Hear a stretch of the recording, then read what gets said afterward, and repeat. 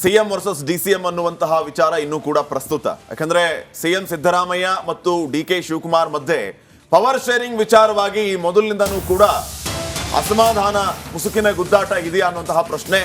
ಈ ಮಧ್ಯೆ ಬಜೆಟ್ ಬಳಿಕ ಸಿಎಂ ವರ್ಸಸ್ ಡಿಸಿಎಂ ಕದನ ಮತ್ತೆ ಆರಂಭ ಆಗುತ್ತಾ? ಇಷ್ಟು ದಿನ ಬಜೆಟ್ ಮುಗಿಲಿ ಅಂತ ಡಿಕೆ ಶಿವಕುಮಾರ್ ಅವರು ಕಾಯ್ತಾ ಇದ್ರು. ನಿನ್ನೆ ಯಶಸ್ವಿಯಾಗಿ ಸಿದ್ದರಾಮಯ್ಯ ಬಜೆಟ್ ಮಂಡನೆ ಮಾಡಿದ್ದಾರೆ. ಈಗಾಗಲೇ ಡಿಕೆ ಶಿವಕುಮಾರ್ ಮುಖ್ಯಮಂತ್ರಿಗಳಿಂದ ಅಂತರವನ್ನೂ ಕಾಯ್ದುಕೊಂಡಿದ್ದಾರೆ. ನಿನ್ನೆ ಬಜೆಟ್ ಆದ್ಮೇಲೆ ನಡೆದಂತ ಸುದ್ದಿಗೋಷ್ಠಿಯಲ್ಲಿ ಡಿಕೆ ಶಿವಕುಮಾರ್ ಅವರು ಗೈರಾಗಿದ್ರು. ಈ ಗೈರಾಗುವ ಮೂಲಕ ಸಂಘರ್ಷ ಸಾಬೀತು ಮಾಡಿದ್ರು ಡಿಕೆ ಶಿವಕುಮಾರ್. ಇನ್ಮುಂದೆ ಕೋಲ್ಡ್ ವಾರ್ಗೆ ಮತ್ತಷ್ಟು ವೇಗ ಸಿಗುವಂತಹ ಸಾಧ್ಯತೆ ಅಧಿಕವಾಗಿದೆ.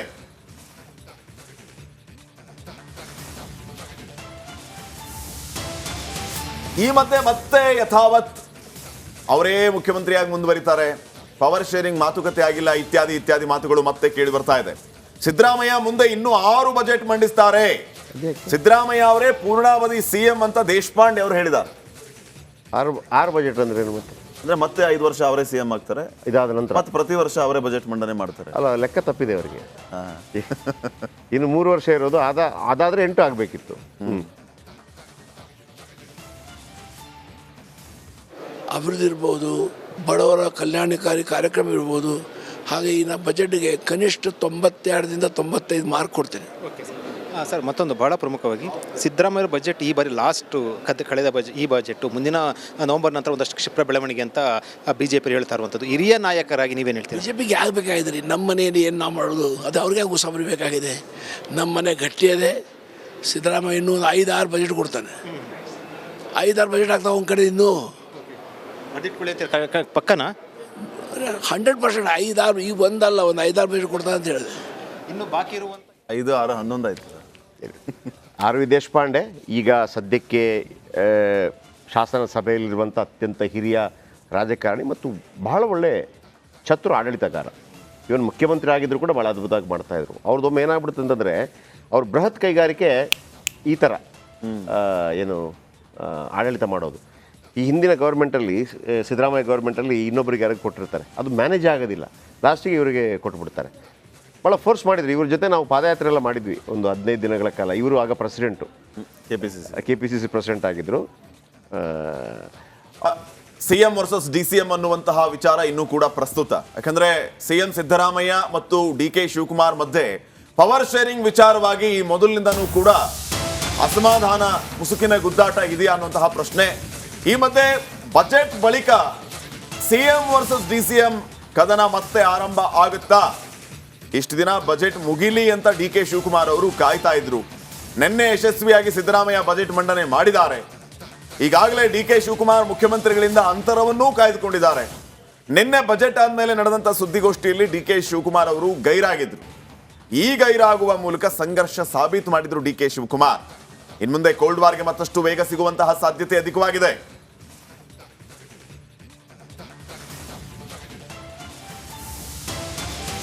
ಈ ಮಧ್ಯೆ ಮತ್ತೆ ಯಥಾವತ್ ಅವರೇ ಮುಖ್ಯಮಂತ್ರಿಯಾಗಿ ಮುಂದುವರಿತಾರೆ. ಪವರ್ ಶೇರಿಂಗ್ ಮಾತುಕತೆ ಆಗಿಲ್ಲ, ಇತ್ಯಾದಿ ಇತ್ಯಾದಿ ಮಾತುಗಳು ಮತ್ತೆ ಕೇಳಿ ಬರ್ತಾ ಇದೆ. ಸಿದ್ದರಾಮಯ್ಯ ಮುಂದೆ ಇನ್ನೂ 6 ಬಜೆಟ್ ಮಂಡಿಸ್ತಾರೆ. ಸಿದ್ದರಾಮಯ್ಯ ಅವರೇ ಪೂರ್ಣಾವಧಿ ಸಿಎಂ ಅಂತ ದೇಶಪಾಂಡೆ ಅವರು ಹೇಳಿದ್ದಾರೆ. 6 ಬಜೆಟ್ ಅಂದ್ರೆ ಏನು? ಅಂದ್ರೆ ಮತ್ತೆ 5 ವರ್ಷ ಅವರೇ ಸಿಎಂ ಆಗ್ತಾರೆ. ಇದಾದ ನಂತರ ಮತ್ತೆ ಪ್ರತಿ ವರ್ಷ ಅವರೇ ಬಜೆಟ್ ಮಂಡನೆ ಮಾಡ್ತಾರೆ. ಅಲ್ಲ, ಲೆಕ್ಕ ತಪ್ಪಿದೆ ಅವರಿಗೆ. ಇನ್ನು 3 ವರ್ಷ ಇರೋದು, ಅದಾದ್ರೆ 8 ಆಗಬೇಕಿತ್ತು. ಅಭಿವೃದ್ಧಿ ಇರ್ಬೋದು, ಬಡವರ ಕಲ್ಯಾಣಕಾರಿ ಕಾರ್ಯಕ್ರಮ ಇರ್ಬೋದು. ಹಾಗೆ ಇನ್ನು ಬಜೆಟ್ಗೆ ಕನಿಷ್ಠ 92ರಿಂದ 95 ಮಾರ್ಕ್ ಕೊಡ್ತೇನೆ. ಓಕೆ ಸರ್, ಮತ್ತೊಂದು ಭಾಳ ಪ್ರಮುಖವಾಗಿ ಸಿದ್ದರಾಮಯ್ಯ ಬಜೆಟ್ ಈ ಬಾರಿ ಲಾಸ್ಟ್ ಕಳೆದ ಈ ಬಜೆಟ್ ಮುಂದಿನ ನವೆಂಬರ್ ನಂತರ ಒಂದಷ್ಟು ಕ್ಷಿಪ್ರ ಬೆಳವಣಿಗೆ ಅಂತ ಬಿಜೆಪಿ ಹೇಳ್ತಾ ಇರುವಂಥದ್ದು. ಹಿರಿಯ ನಾಯಕರಾಗಿ ನೀವೇನು ಹೇಳ್ತೀರಿ? ಬಿಜೆಪಿಗೆ ಆಗಬೇಕಾಗಿದೆ. ನಮ್ಮ ಮನೆಯಲ್ಲಿ ಏನು ನಾವು ಮಾಡೋದು, ಅದು ಅವ್ರಿಗೆ ಉಸಾಬರಿಬೇಕಾಗಿದೆ. ನಮ್ಮ ಮನೆ ಗಟ್ಟಿಯದೆ. ಸಿದ್ದರಾಮಯ್ಯ ಇನ್ನೂ 5-6 ಬಜೆಟ್ ಕೊಡ್ತಾನೆ. 5-6 ಬಜೆಟ್ ಆಗ್ತಾವೆ ಒಂದು ಕಡೆ. ಇನ್ನೂ ಪಕ್ಕನಾ 100% 5-6 ಈಗ ಒಂದಲ್ಲ, ಒಂದು 5-6 ಬಜೆಟ್ ಕೊಡ್ತಾನೆ ಅಂತ ಹೇಳಿದೆ. ಇನ್ನು ಬಾಕಿ ಇರುವಂಥ 5, 6, 11 ಆಯ್ತು. ಆರ್ ವಿ ದೇಶಪಾಂಡೆ ಈಗ ಸದ್ಯಕ್ಕೆ ಶಾಸನ ಸಭೆಯಲ್ಲಿರುವಂಥ ಅತ್ಯಂತ ಹಿರಿಯ ರಾಜಕಾರಣಿ ಮತ್ತು ಬಹಳ ಒಳ್ಳೆ ಚತುರ ಆಡಳಿತಗಾರ. ಇವನು ಮುಖ್ಯಮಂತ್ರಿ ಆಗಿದ್ರು ಕೂಡ ಭಾಳ ಅದ್ಭುತವಾಗಿ ಮಾಡ್ತಾಯಿದ್ರು. ಅವ್ರದ್ದೊಮ್ಮೆ ಏನಾಗ್ಬಿಡುತ್ತೆ ಅಂತಂದರೆ, ಅವ್ರ ಬೃಹತ್ ಕೈಗಾರಿಕೆ ಈ ಥರ ಏನು ಆಡಳಿತ ಮಾಡೋದು. ಈ ಹಿಂದಿನ ಗೌರ್ಮೆಂಟಲ್ಲಿ ಸಿದ್ದರಾಮಯ್ಯ ಗೌರ್ಮೆಂಟಲ್ಲಿ ಇನ್ನೊಬ್ಬರಿಗೆ ಯಾರಿಗೆ ಕೊಟ್ಟಿರ್ತಾರೆ, ಅದು ಮ್ಯಾನೇಜ್ ಆಗೋದಿಲ್ಲ, ಲಾಸ್ಟಿಗೆ ಇವರಿಗೆ ಕೊಟ್ಬಿಡ್ತಾರೆ. ಭಾಳ ಫೋರ್ಸ್ ಮಾಡಿದ್ರು. ಇವ್ರ ಜೊತೆ ನಾವು ಪಾದಯಾತ್ರೆ ಎಲ್ಲ ಮಾಡಿದ್ವಿ ಒಂದು 15 ದಿನಗಳ ಕಾಲ. ಇವರು ಆಗ president, K P C C president ಆಗಿದ್ದರು. ಅವ್ರ ವಾಯ್ಸು ಅದೊಂಥರ ಸಿಎಂ ವರ್ಸಸ್ ಡಿಸಿಎಂ ಅನ್ನುವಂತಹ ವಿಚಾರ ಇನ್ನೂ ಕೂಡ ಪ್ರಸ್ತುತ. ಯಾಕಂದ್ರೆ ಸಿಎಂ ಸಿದ್ದರಾಮಯ್ಯ ಮತ್ತು ಡಿ.ಕೆ. ಶಿವಕುಮಾರ್ ಮಧ್ಯೆ ಪವರ್ ಶೇರಿಂಗ್ ವಿಚಾರವಾಗಿ ಈ ಮೊದಲಿನಿಂದನೂ ಕೂಡ ಅಸಮಾಧಾನ, ಮುಸುಕಿನ ಗುದ್ದಾಟ ಇದೆಯಾ ಅನ್ನುವಂತಹ ಪ್ರಶ್ನೆ. ಈ ಮಧ್ಯೆ ಬಜೆಟ್ ಬಳಿಕ ಸಿಎಂ ವರ್ಸಸ್ ಡಿಸಿಎಂ ಕದನ ಮತ್ತೆ ಆರಂಭ ಆಗುತ್ತಾ? ಇಷ್ಟು ದಿನ ಬಜೆಟ್ ಮುಗಿಲಿ ಅಂತ ಡಿ.ಕೆ. ಶಿವಕುಮಾರ್ ಅವರು ಕಾಯ್ತಾ ಇದ್ರು. ನಿನ್ನೆ ಯಶಸ್ವಿಯಾಗಿ ಸಿದ್ದರಾಮಯ್ಯ ಬಜೆಟ್ ಮಂಡನೆ ಮಾಡಿದ್ದಾರೆ. ಈಗಾಗಲೇ ಡಿ.ಕೆ. ಶಿವಕುಮಾರ್ ಮುಖ್ಯಮಂತ್ರಿಗಳಿಂದ ಅಂತರವನ್ನೂ ಕಾಯ್ದುಕೊಂಡಿದ್ದಾರೆ. ನಿನ್ನೆ ಬಜೆಟ್ ಆದ್ಮೇಲೆ ನಡೆದಂತ ಸುದ್ದಿಗೋಷ್ಠಿಯಲ್ಲಿ ಡಿ.ಕೆ. ಶಿವಕುಮಾರ್ ಅವರು ಗೈರಾಗಿದ್ರು. ಈ ಗೈರಾಗುವ ಮೂಲಕ ಸಂಘರ್ಷ ಸಾಬೀತು ಮಾಡಿದ್ರು ಡಿ.ಕೆ. ಶಿವಕುಮಾರ್. ಇನ್ಮುಂದೆ ಕೋಲ್ಡ್ ವಾರ್ಗೆ ಮತ್ತಷ್ಟು ವೇಗ ಸಿಗುವಂತಹ ಸಾಧ್ಯತೆ ಅಧಿಕವಾಗಿದೆ.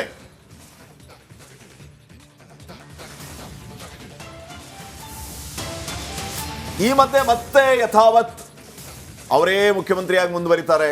ಪವರ್ ಶೇರಿಂಗ್ ಮಾತುಕತೆ ಆಗಿಲ್ಲ, ಇತ್ಯಾದಿ ಮಾತುಗಳು ಮತ್ತೆ ಕೇಳಿ ಬರ್ತಾ ಇದೆ. ಸಿದ್ದರಾಮಯ್ಯ ಮುಂದೆ ಇನ್ನೂ 6 ಬಜೆಟ್ ಮಂಡಿಸ್ತಾರೆ. ಸಿದ್ದರಾಮಯ್ಯ ಅವರೇ ಪೂರ್ಣಾವಧಿ ಸಿಎಂ ಅಂತ ದೇಶಪಾಂಡೆ ಅವರು ಹೇಳಿದ್ದಾರೆ. 6 ಬಜೆಟ್ ಅಂದ್ರೆ ಏನು? ಮತ್ತೆ 5 ವರ್ಷ ಅವರೇ ಸಿಎಂ ಆಗ್ತಾರೆ. ಇದಾದ ನಂತರ ಮತ್ತೆ ಪ್ರತಿ ವರ್ಷ ಅವರೇ ಬಜೆಟ್ ಮಂಡನೆ ಮಾಡ್ತಾರೆ. ಅಲ್ಲ, ಲೆಕ್ಕ ತಪ್ಪಿದೆ ಅವರಿಗೆ.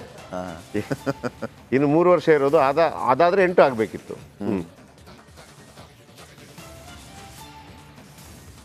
ಅಭಿವೃದ್ಧಿ ಇರ್ಬೋದು, ಬಡವರ ಕಲ್ಯಾಣಕಾರಿ ಕಾರ್ಯಕ್ರಮ ಇರ್ಬೋದು. ಹಾಗೆ ಈ ನಾ ಬಜೆಟ್ಗೆ ಕನಿಷ್ಠ 92ರಿಂದ 95 ಮಾರ್ಕ್ ಕೊಡ್ತೇನೆ. ಸರ್, ಮತ್ತೊಂದು ಭಾಳ ಪ್ರಮುಖವಾಗಿ ಸಿದ್ದರಾಮಯ್ಯ ಬಜೆಟ್ ಈ ಬಾರಿ ಲಾಸ್ಟು ಕಳೆದ ಈ ಬಜೆಟ್ಟು ಮುಂದಿನ ನವೆಂಬರ್ ನಂತರ ಒಂದಷ್ಟು ಕ್ಷಿಪ್ರ ಬೆಳವಣಿಗೆ ಅಂತ BJP ಹೇಳ್ತಾ ಇರುವಂಥದ್ದು. ಹಿರಿಯ ನಾಯಕರಾಗಿ ನೀವೇನು ಹೇಳ್ತೀರಿ? BJPಗೆ ಯಾಕೆ ಬೇಕಾಗಿದ್ರಿ? ನಮ್ಮ ಮನೆಯಲ್ಲಿ ಏನು ನಾವು ಮಾಡೋದು, ಅದು ಅವ್ರಿಗೆ ಉಸಾಬರಿ ಬೇಕಾಗಿದೆ. ನಮ್ಮ ಮನೆ ಗಟ್ಟಿಯದೆ. ಸಿದ್ದರಾಮಯ್ಯ ಇನ್ನೂ 5-6 ಬಜೆಟ್ ಕೊಡ್ತಾನೆ. 5-6 ಬಜೆಟ್ ಆಗ್ತಾವೆ ಒಂದು ಕಡೆ. ಇನ್ನೂ ಪಕ್ಕನ 100% 5-6, ಈಗ ಒಂದಲ್ಲ, ಒಂದು 5-6 ಬಜೆಟ್ ಕೊಡ್ತಾನೆ ಅಂತ ಹೇಳಿದೆ. ಇನ್ನು ಬಾಕಿ ಇರುವಂಥ 5, 6, 11 ಆಯ್ತು. ಆರ್ ವಿ ದೇಶಪಾಂಡೆ ಈಗ ಸದ್ಯಕ್ಕೆ ಶಾಸನ ಸಭೆಯಲ್ಲಿರುವಂಥ ಅತ್ಯಂತ ಹಿರಿಯ ರಾಜಕಾರಣಿ ಮತ್ತು ಬಹಳ ಒಳ್ಳೆ ಚತುರ ಆಡಳಿತಗಾರ. ಇವನು ಮುಖ್ಯಮಂತ್ರಿ ಆಗಿದ್ರು ಕೂಡ ಭಾಳ ಅದ್ಭುತವಾಗಿ ಮಾಡ್ತಾಯಿದ್ರು. ಅವ್ರದ್ದೊಮ್ಮೆ ಏನಾಗ್ಬಿಡುತ್ತೆ ಅಂತಂದರೆ, ಅವ್ರ ಬೃಹತ್ ಕೈಗಾರಿಕೆ ಈ ಥರ ಆಡಳಿತ ಮಾಡೋದು.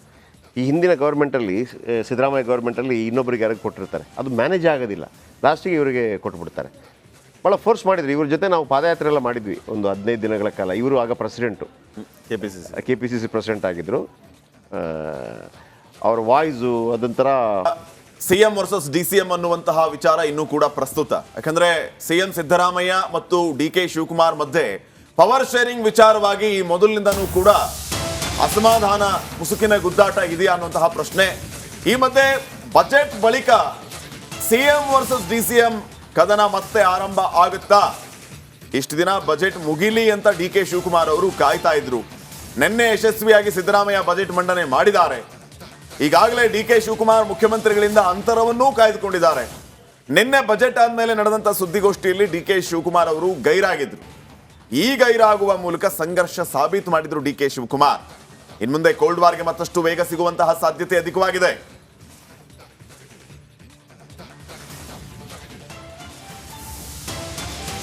ಈ ಮತ್ತೆ ಯಥಾವತ್ ಅವರೇ ಮುಖ್ಯಮಂತ್ರಿಯಾಗಿ ಮುಂದುವರಿತಾರೆ. ಪವರ್ ಶೇರಿಂಗ್ ಮಾತುಕತೆ ಆಗಿಲ್ಲ, ಇತ್ಯಾದಿ ಮಾತುಗಳು ಮತ್ತೆ ಕೇಳಿ ಬರ್ತಾ ಇದೆ. ಸಿದ್ದರಾಮಯ್ಯ ಮುಂದೆ ಇನ್ನೂ 6 ಬಜೆಟ್ ಮಂಡಿಸ್ತಾರೆ.